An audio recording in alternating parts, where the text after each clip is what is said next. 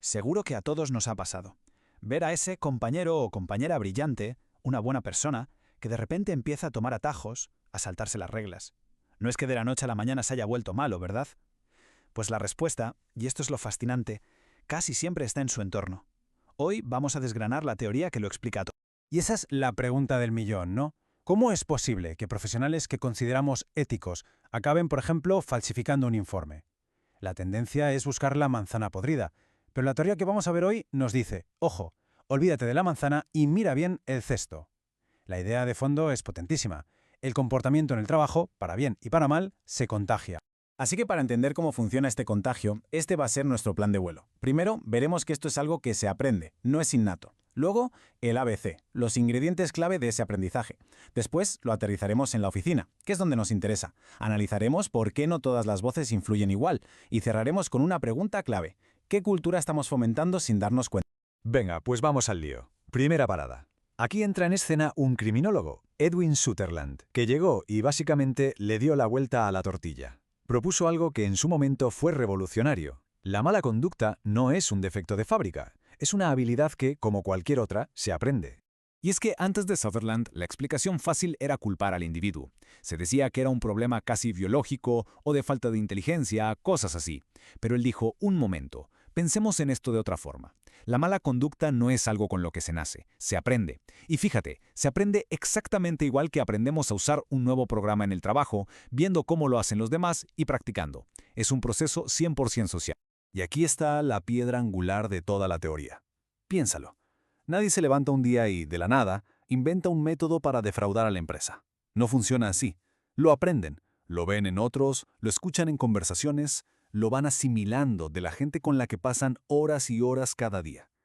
La idea es sencilla, sí, pero sus implicaciones para la cultura de cualquier organización son enormes. Vale, de acuerdo, es algo que se aprende. Pero, ¿cómo funciona ese proceso exactamente? Pues Sutherland lo desglosó en dos partes que son clave y que se aprenden a la vez. Por un lado está el cómo hacerlo, la técnica. Y por otro, que es casi más importante, está el por qué no pasa nada por hacerlo. Vamos a verlo. Lo primero es el dónde. Este aprendizaje no ocurre viendo una serie en la tele. Ocurre en lo que la teoría llama grupos personales íntimos. ¿Y esto traducido al día a día qué es?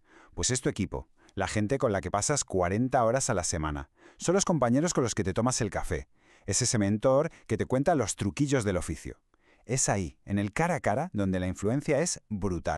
Y ahora viene lo más interesante. Porque no solo se aprende la técnica, el cómo se maquilla en unas cifras, por ejemplo. No, a la vez se aprende la justificación, el por qué no está tan mal hacerlo. Se aprenden esas excusas, esas racionalizaciones que al final nos permiten mirarnos al espejo y dormir tranquilos. Seguro que esta frase nos suena a todos de algo. Si no le hacemos daño a nadie, es solo para que salgan los números del trimestre. Esta es la justificación de manual en muchas empresas. Se le quita hierro al asunto apelando a un supuesto bien mayor. Estas frases, que parecen inofensivas, son en realidad el aceite que engrasa la maquinaria para que las malas prácticas se conviertan en lo normal. Y con esto llegamos a la madre del cordero de la teoría. La gente empieza a desviarse cuando la balanza se inclina. O sea, cuando en su día a día una persona escucha más mensajes y justificaciones a favor de saltarse las normas que a favor de cumplirlas. Es literalmente una cuestión de qué pesa más. Este gráfico lo ilustra perfectamente. Cuando los mensajes del tipo, venga, no pasa nada, si esto lo hace todo el mundo, o es que si no, no llegamos, son más frecuentes y potentes que los mensajes de, oye, hay que hacer las cosas bien, pues la balanza se decanta. Y el comportamiento desviado empieza a parecer no solo una opción, sino la opción más lógica. Venga, pues vamos a aterrizar todo esto. Dejemos la teoría pura y dura por un momento y llevámosla a nuestro terreno, a la oficina. Porque, aunque a veces no lo parezca, el trabajo es una de las escuelas más influyentes que tenemos de adultos. La teoría habla de grupos íntimos, que suena un poco abstracto. Pero en el mundo laboral, ¿qué es eso realmente? Pues es muy sencillo. Es el equipo directo, la gente con la que echamos 8 horas al día. Son los veteranos que te cogen y te dicen, mira, así es como se hacen las cosas aquí de verdad. Son esas conversaciones de pasillo, las de la máquina de café. Ahí es donde se transmiten las normas no escritas de la empresa. Y luego están las técnicas. La teoría dice que se aprenden técnicas concretas. Y claro, en la oficina no hablamos de cómo atracar un banco, son cosas mucho más sutiles.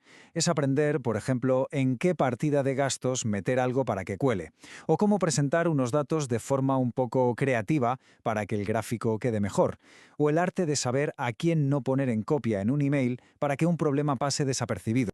Pero, claro, y esto es muy importante, no todas las influencias son iguales. No nos afecta igual lo que diga un compañero que acabamos de conocer que lo que diga nuestro jefe de toda la vida. La teoría aquí se refina y nos da 4 factores para medir la fuerza real de esa influencia. Son 4 variables. Primero, la frecuencia, cada cuánto interactuamos con esa persona. La segunda, la duración, cuánto tiempo llevamos con ese contacto. La tercera, la prioridad, cuán pronto en nuestra carrera apareció esa influencia. Y la cuarta, y para mí la más potente, es la intensidad, el prestigio, el respeto que le tenemos a esa persona. ¿Es un colega más o es un líder al que admiramos? Y esto lo cambia todo, porque un simple comentario de pasada de ese jefe al que admiramos, justificando una pequeña trampa, ese simple gesto puede tener un peso infinitamente mayor que los 10 manuales de código ético que tenga la empresa. La intensidad de esa relación, sumada a la frecuencia diaria, crea un cóctel de influencia casi imposible de ignorar. Bueno, pues si juntamos todas las piezas, si el comportamiento se aprende de la gente cercana y si depende de la frecuencia y la intensidad de los mensajes, ¿qué nos dice todo esto sobre la famosa cultura de empresa? Pues aquí Sutherland nos deja otra perla. Tanto la persona que sigue las normas a rajatabla como la que se las salta, muchas veces buscan lo mismo. Éxito, reconocimiento, cumplir objetivos. La diferencia radical no está en el qué quieren conseguir, sino en el cómo, en los métodos que han aprendido que son válidos y aceptables en ese entorno para lograrlo. Quizá la mejor analogía para que se entienda todo es esta. Aprender a comportarse en una empresa es como aprender un idioma. Nadie nace sabiéndolo. Lo aprendes por inmersión, escuchando, observando, repitiendo lo que oyes a tu alrededor, hasta que te sale natural. Pues bien, la ética, o la falta de ella, se aprende exactamente de la misma manera. Y por eso mismo, la cultura de verdad de una empresa no es ese cuadro tan bonito que hay en la recepción con los valores corporativos, no. La cultura real es el idioma que se habla de verdad en los pasillos, en las reuniones, en la máquina de café. Son esas bromas, esas advertencias veladas y esas justificaciones que una persona nueva tiene que aprender rápido si quiere encajar. Así que terminamos con una reflexión. La próxima vez que alguien nuevo entre en un equipo, más allá de la bienvenida oficial y el manual de acogida, pensemos, ¿qué idioma está empezando a aprender de verdad? ¿El de la integridad? ¿El de aquí las cosas se hacen bien? ¿O el idioma de los atajos? De lo importante es que el número salga. La respuesta a esa pregunta no está escrita en ninguna parte. Se respira en el ambiente. Y es lo que define la verdadera cultura de un lugar de trabajo.